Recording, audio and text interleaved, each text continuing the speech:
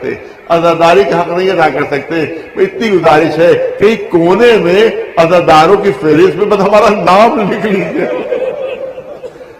تاکہ ہم جہنم سے محفوظ ہو جائیں، تاکہ ہم جہنم کے عذاب سے محفوظ ہو جائیں۔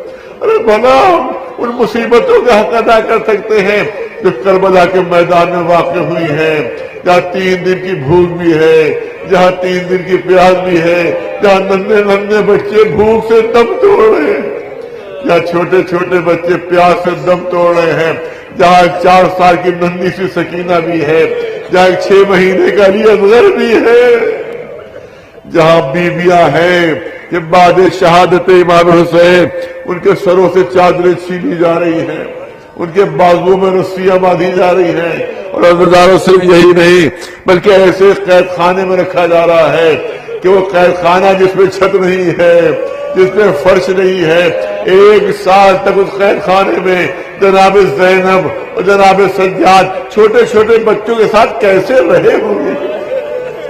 کیونکہ شام میں شدید سردی ہوتی ہے، شدید سردی ہوتی ہے، تو اس سردی کے موسم میں کہ جہاں کے اوپر نہ چھت ہو نہ زمین کا فرش ہو، 1 سال بچوں کے ساتھ کیسے گزارا ہو؟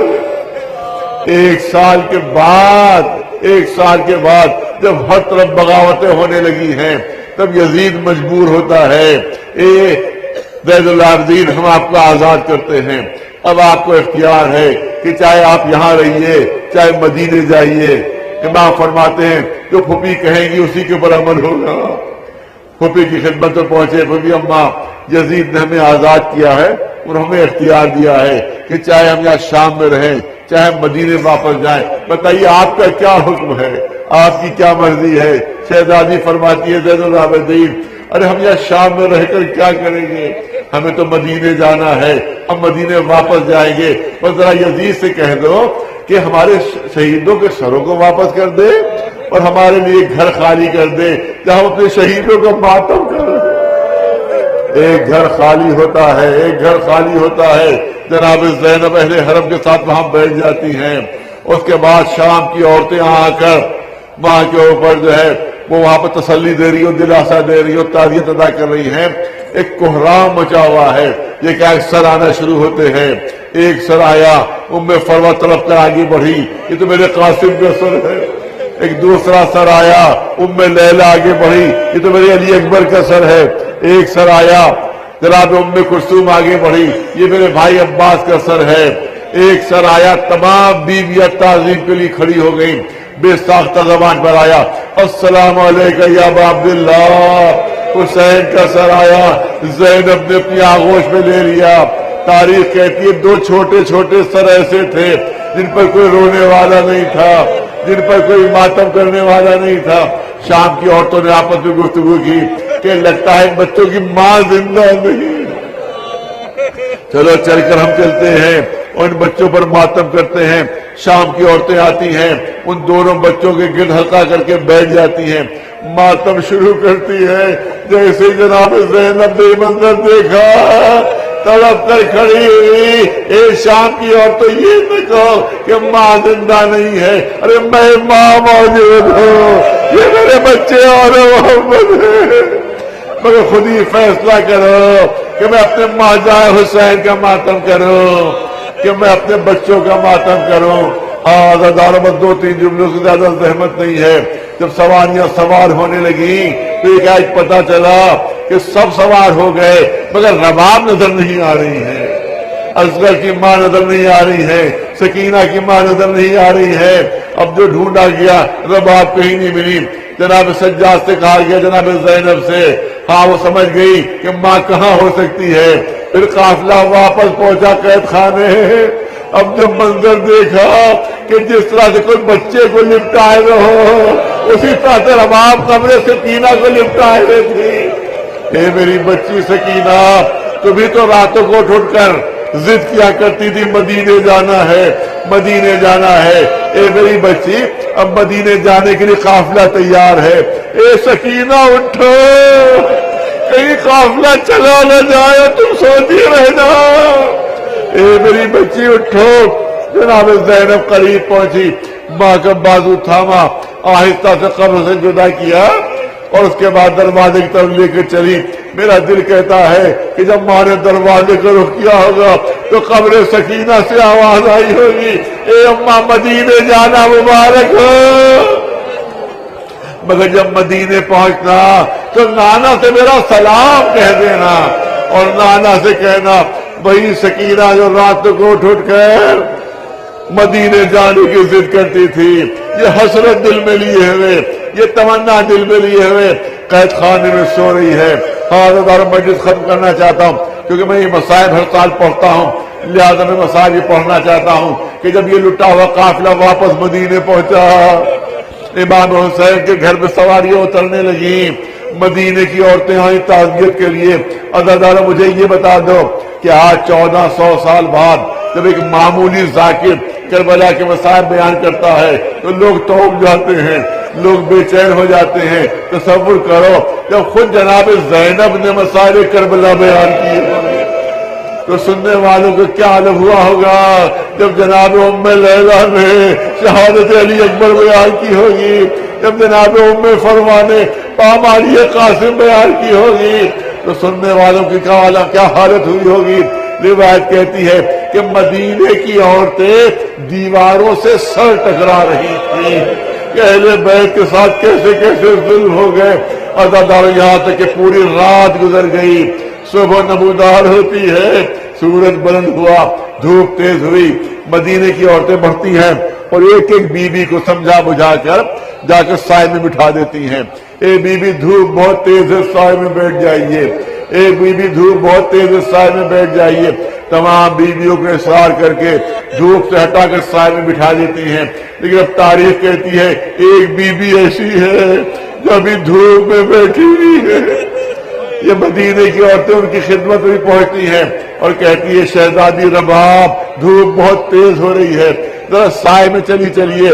रबाब ने कहा मदीने की औरतों मुझसे न कहो कि मैं साए में चली चलूं, क्योंकि मैं अपने आका से कहद कर चुकी हूं, मैं अपने मौला से कहद कर चुकी हूं। शहजादी आपने क्या अहद किया था? फरमाया जब मुझे कैदी बनाकर उस तरफ से ले जाया गया जहां मेरे वारिस का बेकफन लाशा धूप में पड़ा हुआ था, तो मैंने अपने मजलूम आका को खिताब करके कहा था, ए मेरे मजलूम वारिस, ए मेरे मजलूम आका, ये बेवा रबाब क्या करे, इसके सर पर चादर नहीं है, अगर चादर होती तो आपकी लाश ढांप देती। और ये बेवा रबाब क्या करे, दोनों हाथ भी बंधे हुए हैं, अगर हाथ ही खुले होते तो खाके करबला उठा उठा कर आपकी लाश पर डाल देती। न चादर है न हाथ खुले हैं, मगर अहद करती हूँ जब तक जिंदा रहूंगी कभी साए में नहीं बैठूंगी। ए मदीने की औरतों मुझसे न कहो कि मैं साए में बैठूं, मैं अपने आका से अहद कर चुकी हूँ। अज़ादारों सुनिए, करबला के वाक़े के तकरीबन 2 साल बाद तक जनाब रबाब जिंदा रही, जनाब रबाब जिंदा रही, मगर घर के शहर में जिंदगी बसर हो रही थी।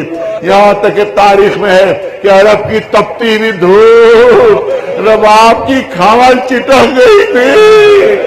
उस तपती हुई धूप में एक मरतबा शदीद बारिश हो रही थी, बसन जुमले शदीद बारिश हो रही थी।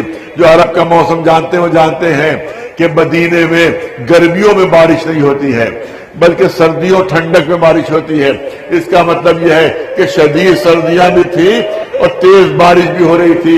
और जनाब रबाब उसी तरह से घर के शहर में बैठी हुई, जनाब ज़ैनब से बर्दाश्त नहीं हुआ, तलब के करीब पहुंची, ए रबाब हमारा पूरा खानदान आपका शुक्रगुजार है कि जिस तरह आपने हुसैन का गम बनाया, हम सब आपके शुक्रगुजार हैं, लेकिन हुसैन की बहन की हैसियत से मैं आपसे दरखास्त करती हूँ कि बारिश बहुत तेज हो रही है, जरा साए में चली चलिए। रबाब ने नकाहत से आंखें खोली, ए शहजादी क्या फरमाया? बारिश हो रही है? कहाँ देखिए कितनी तेज बारिश हो रही है।